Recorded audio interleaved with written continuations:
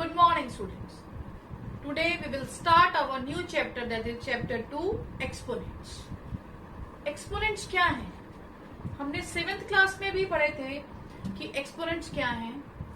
Exponents basically एक another form है of writing any number.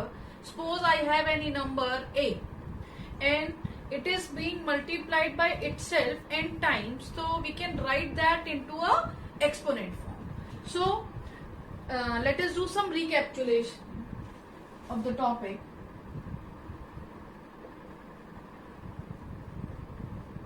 To understand what are the exponents. Suppose I have a number a and it is being multiplied by itself how many times? 1, 2, 3, 4, 5, 6. 6 times a अपने आप से ही multiply हो रहा है, तो हम इसको अनदर फॉर्म में लिख सकते हैं a raise to the power 6. जितने टाइम्स ये मल्टीप्लाई हो रहा है वो पावर आ जाएगी. This is called exponential form.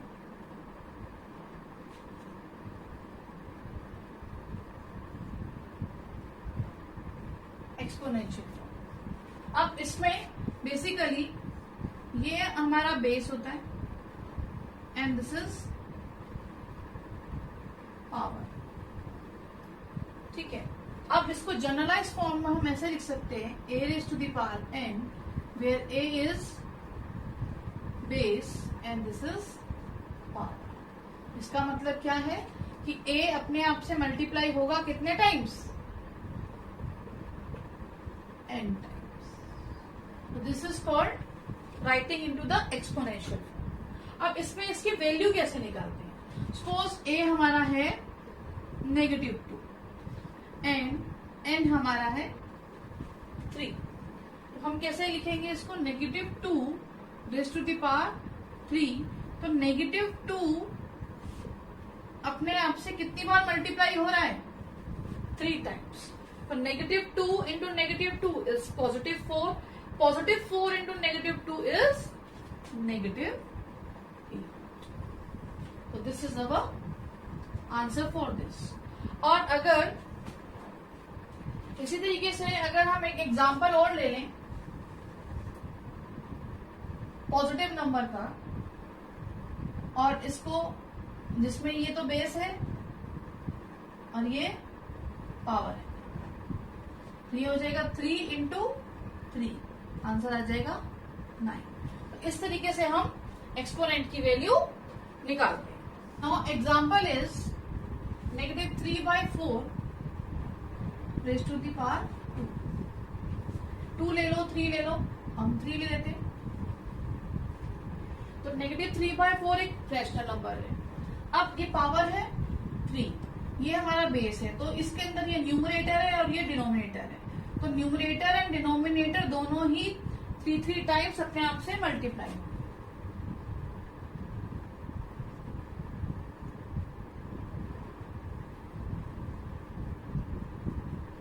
3 3s are 9 and 9 3s are 27. And negative ये 3 बार हो रहा है, तो नेगेटिव नेगेटिव नेगेटिव 3 बार आ रहा है साइन, तो आंसर नेगेटिव आएगा.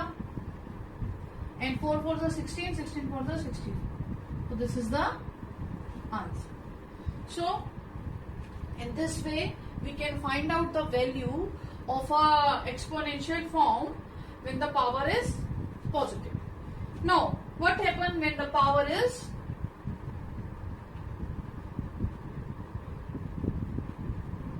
negative? Yes, it is very important when the power is a power negative हो जाए. अगर सपोज ये कोई भी एक रैशनल नंबर है एंड दिस इज एनी, याद रखना, it is any non zero rational number. वो क्यों होगा नॉन जीरो रैशनल नंबर, वो भी मैं आपको बताती हूँ. और ये जो है n इज पॉजिटिव है, n इज पॉजिटिव इंटीजर. ठीक है. अब इसका मतलब क्या होगा? ये इसका रेसिप्रोकल हो जाएगा और पावर क्या हो जाएगी? पॉजिटिव. ठीक है. नेगेटिव पावर का ये मतलब होता है. इसलिए मैंने बोला इट इज नॉन जीरो, क्योंकि अगर ये 1/0 जाएगा तो इधर ये नॉट डिफाइंड हो जाएगा। तो हमें क्या करना है, अगर भी कोई भी एक नेगेटिव पावर दी है तो हमने जो भी नंबर दिया है उसका रेसिप्रोकल कर देना है और पावर पॉजिटिव कर देना है। Let us take an example. Suppose 2/3 is to the power -3। तो हम क्या करेंगे, जो भी नंबर है उसका क्या कर देंगे, reciprocal. It is a reciprocal और पावर क्या हो जाएगी, पॉजिटिव। अब इसकी वैल्यू निकालेंगे, that is 3 into 3 into 3, 2 into 2 into 2, that comes out to be 3 3s are 9, 9 3s are, yes, very good, 9 3s are 27, 2 2s are 4, 4 2s are 8. So 27/8 is the answer of this question. Now let us take another example.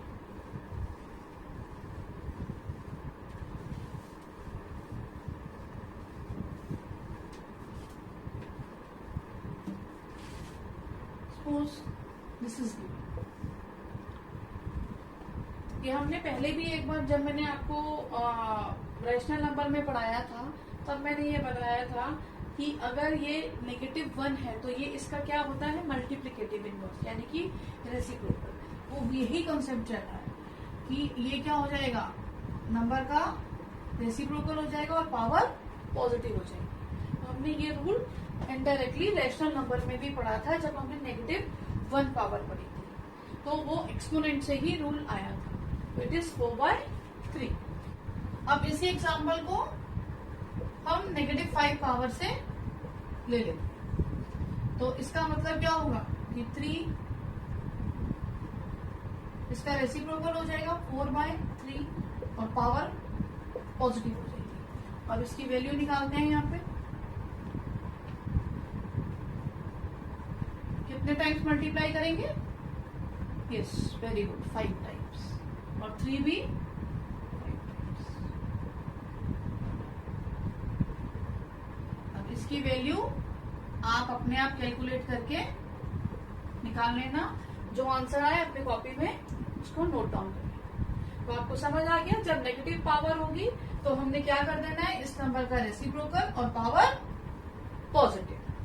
अब मैं आपको 0 power बताती हूँ।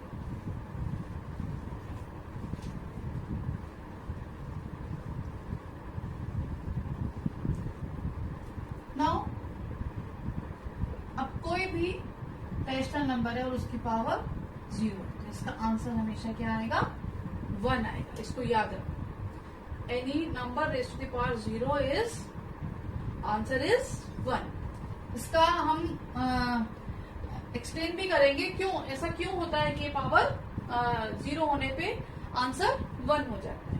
But ये याद रखना कि अगर ये number it is any rational number but except 0 नहीं होना चाहिए। अगर 0 रेज़ टू द पावर 0 है तो ये नॉट डिफाइंड, इसको याद रखना। 0 raise to the power 0 is not defined, ये नॉन जीरो रैशनल नंबर होना चाहिए, ठीक है। अब बहुत इंपॉर्टेंट पॉइंट है, इसको याद रखें। अब हमारे पास एक और पॉइंट है कि एक नेगेटिव नंबर है और उसकी एक पावर है n, ठीक है। अगर n हमारा एनी इवन नंबर है, एनी इवन नंबर, ठीक है। इवन नंबर मीन्स कुछ भी हो सकता है, 2, 4, 6, तो आंसर जो है हमेशा हमारा पॉजिटिव आएगा। अगर n हमारा इवन नंबर है तो आंसर n हमारा इवन नंबर है तो इस एक्सपोनेंट का आंसर हमेशा पॉजिटिव आएगा। एग्जांपल लेते हैं, -2 raise to the power 4, this is an even number. अब इसको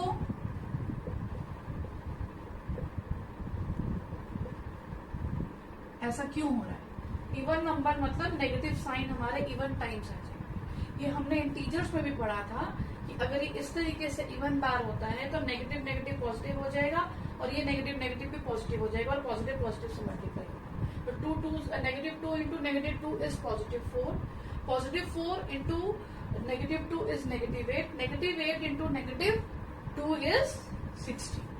इस तरीके से ये है कि अगर हमारी ये इवन है तो ये पॉजिटिव आंसर आएगा। अब इसके अंदर एक बहुत इंपॉर्टेंट पॉइंट है, कभी कभी मैं एमसीक्यू में पूछूंगी कि अगर इसकी पावर ये है तो अब हम -1 को 100 बार थोड़ी मल्टीप्लाई करने बैठेंगे, बस ये देखेंगे कि -1 अपने आप से कितनी बार मल्टीप्लाई होना है, 100 बार मल्टीप्लाई होंगे। ये पॉजिटिव पावर है तो इसका आंसर क्या आने वाला है, पॉजिटिव।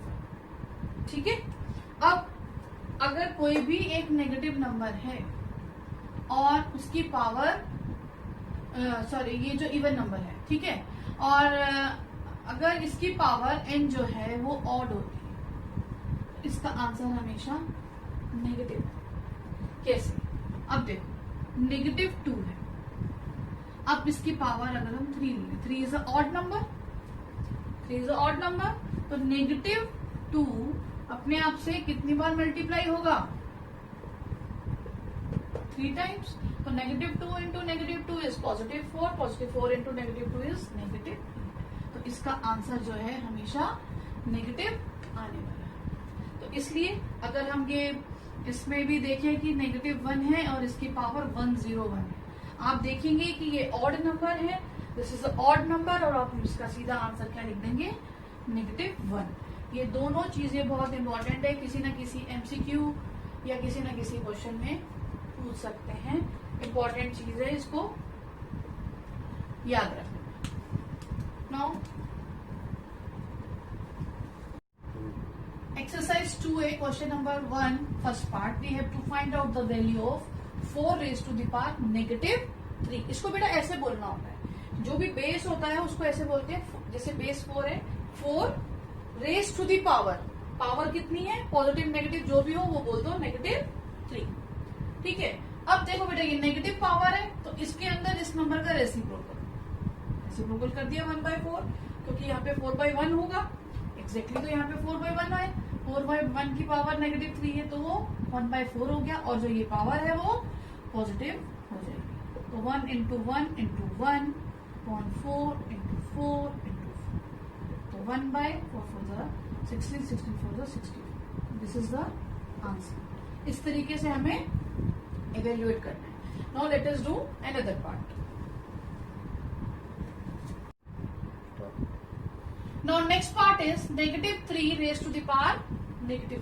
इधर भी पावर देखो बेटा नेगेटिव है, तो हमने इसका जो बेस है उसका रेसिप्रोकल करना है, रेसिप्रोकल कर दिया 1/3, और पावर क्या हो गई, पॉजिटिव, और वो हो गई 4।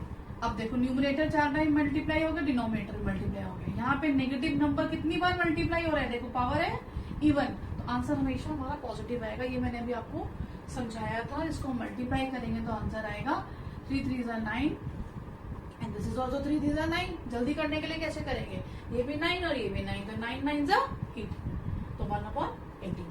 Now question number first 5th part, -2/3 और इधर रेज़ टू द पावर -5। देखो बेटा इसका हमने रेसिप्रोकल किया, रेसिप्रोकल करने पे हम लोग को स्टैंडर्ड फॉर्म में और ले आए हैं, नेगेटिव हमने ऊपर ही साइन डाल दी है, अदरवाइज ये होता 3/2, फिर हमें नेगेटिव ऊपर लेके जाना पड़ता, मैं पहले लेती, तो -3/2 रेज़ टू द पावर 5। अब न्यूमरेटर भी 5 बार मल्टीप्लाई हुआ एंड डिनोमिनेटर भी, और आंसर आ गया -243/32। देखो बेटा इधर पावर जो है, इधर जो पावर है यहाँ पे इवन नंबर है, नेगेटिव नंबर की पावर जो है इवन है, उसका जो पावर जो है तो सॉरी ऑड है, power is odd, 5 is a odd number, तो हमारा जो आंसर है वो नेगेटिव में आएगा। ठीक है बेटा, वो गलती से बोल गई, इट इज ऑड, तो हमारा आंसर जो है नेगेटिव आएगा। इस चीज को करते हुए आप कैलकुलेशन करते हुए भी ध्यान देना। So let us start the laws of exponent. Now laws of exponent, first law है, इसको प्रोडक्ट लॉ भी कहते हैं। अब ये क्या, ये भी हमने पहले 7th क्लास में किया हुआ है कि दो जिसमें a/b raise to the power m and a/b raise to the power m, जिसमें a और b जो है वो a/b जो है वो एक रैशनल नंबर है और m एंड n जो है वो इंटीजर्स है। तो अब इसमें क्या होगा, बेसिस आर सेम, जब बेसिस सेम होते हैं तो पावर जो होती हैं वो आपस में ऐड हो जाती है। तो let us take an example, 3/2 raise to the power -3 और यहाँ पे 3/2 रेज़ टू द पावर। देखो बेटा यहाँ पे क्या है, बेसिस सेम है, बेसिस सेम है तो पावर्स हमारी ऐड हो जाएंगी। ठीक है, इधर हम ये कॉमन लिख देंगे, this is a common base, और जो पावर्स है हमारी ऐड होंगी। This will become 3/2 -3 + 2 is -1। अब देखो बेटा -1 पावर आ गई है तो हमें इसका रेसिप्रोकल करना है, तो ये 2/3 पावर 1 हो जाएगी, तो आंसर आ जाएगा 2/3। This is the answer. Now let us take another example. Now another example is, यहाँ पे भी हमारे बेसिस जो है वो सेम, तो कॉमन हम बेस रखेंगे और पावर्स को क्या करेंगे, ऐड करेंगे। ये बन जाएगा 2/3 ⁻⁵। बेटा जब भी ये क्वेश्चन आना ना, हमें आइडेंटिटी जरूर लिखनी है। आप आइडेंटिटी कैसे लिखेंगे, a/b m × a/b n = a/b। जहां पे हम कोई भी आइडेंटिटी कोई भी लॉ यूज कर रहे हैं तो हम उस लॉ को यहाँ पे मेंशन करेंगे यूजिंग दिस। ठीक है, तो अब इसमें 2 × 2 × 2 × 2 × 2 5 टाइम्स, 3 × 3 × 3 × 3 × 3। ये अब इसको आप मल्टीप्लाई करने में तो आप सब मास्टर हैं, इसका आंसर आप फाइंड आउट कर लेना। Now next law is, next law is quotient. देखो बेटा अभी हमने मल्टीप्लीकेशन का किया था, यहाँ पे हमारा मल्टीप्लीकेशन का साइन था। नाउ इधर a/b और a/b को ये रैशनल नंबर है जो कि दोनों की बेसिस सेम है, बट यहाँ पे क्या डिवाइड हो रहा है, m n क्या है, इंटीजर है, यहाँ पे डिवीजन हो रहा है, तो यहाँ पे ये हमारा सेम बेस है, तो इसका आंसर क्या होगा, ये कॉमन बेस लिख देंगे यहाँ पे हम, एंड पावर्स जो है वो सब्ट्रैक्ट होंगे, पावर्स क्या हो जाएंगी, सब्ट्रैक्ट हो जाएंगी। तो अभी मैं आपको एग्जांपल लेके समझा रही हूँ। तो ये हमारा, इसको कोशेंट लॉ भी कहते हैं या सेकंड लॉ भी कहते हैं of exponent. Now first example is 2/3 raise to the power -3 divided by 2/3। देखो बेटा यहाँ पे दोनों बेसिस सेम है, ये बेसिस सेम में ही एप्लीकेबल होगा और कहीं नहीं होगा। अब देखो बेटा कॉमन हमने बेस लिखा और इधर जो पावर्स जो है वो सब्ट्रैक्ट हो जाएंगे। यहाँ पे बहुत ज्यादा ध्यान देना है, दोनों पावर्स नेगेटिव हैं, तो आप जब पावर सब्ट्रैक्ट करेंगे पहला नंबर लिखेंगे -3, उसमें से -2 को सब्ट्रैक्ट करेंगे। This point is very very important. यहाँ पे आपको सब्ट्रैक्शन कैसे करनी है, ये गलती से इस नेगेटिव साइन जो 2 के साथ है उसको सब्ट्रैक्शन का साइन कंसीडर मत कर लेना। बहुत सारे बच्चे यहीं पे गलती करते हैं। आपको -3 में से -2 को सब्ट्रैक्ट करना है, तो -3 माइनस -2। ठीक है बेटा, ये बहुत इंपॉर्टेंट पॉइंट है। अब 2/3 -3 और नेगेटिव पॉजिटिव होगा, तो ये बन जाएगा +2। तो इसका आंसर आएगा 2/3 रेज़ टू द पावर -1। अभी -1 पावर है तो इसका क्या हो जाएगा, reciprocal 3/2। This is the answer. Now next question is, अब यहाँ पे क्या हो, अब यहाँ पे एक नेगेटिव पावर है और एक पॉजिटिव पावर है और बेसिस जो है वो सेम है। कोई बात नहीं, हमें कॉमन बेस रखना है और जो पावर है वो सब्ट्रैक्ट करनी है। यहाँ पे सब्ट्रैक्ट किसको करना है, 2 को करना है, तो इधर -3 -2 पॉजिटिव 2, तो 2/3 और पावर आ गई -5। अभी पावर नेगेटिव में है तो अंदर वाले इस वाले नंबर का क्या हो जाएगा, रेसिप्रोकल, और पावर हो जाएगी पॉजिटिव, और आप इसकी वैल्यू निकाल सकते हैं।